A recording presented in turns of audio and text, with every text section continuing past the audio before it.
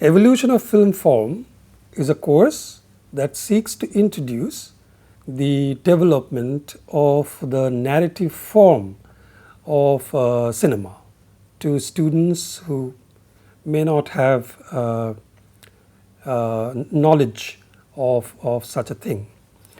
It starts with what is known as the early cinema period, where which is characterized by, let's say, an absence of the narrative form, the storytelling form that we now expect from cinema everywhere in the world.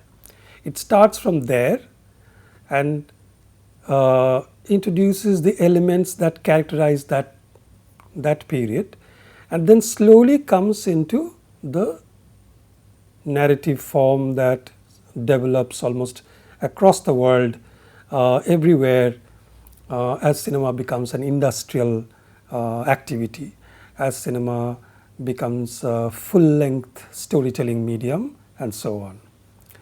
So we have divided up the course into 10 modules, where the first 2 are dedicated to the early cinema period, so that we know clearly what it means not to have this kind of narrative form, and then it kind of introduces the elements that appear when narrative develops into a more complex and more elaborate shape.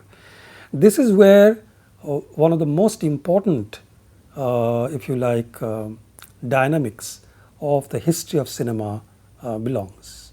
If we know about this, we can actually understand a whole lot of things, including why a certain form of narration develops in a certain context, what kind of industrial, social, sometimes economic factors are involved in it, and so on and so forth.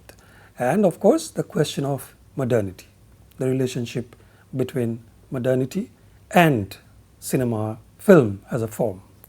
So we've moved through the so-called Hollywood classical period, institutional narration as we call it. Then we go to some of the exceptions.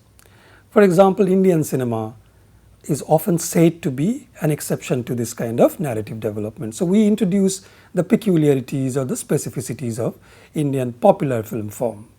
And we also address something else in between, which is the question of realism, which is relevant to almost all cinemas in the world in some way or the other.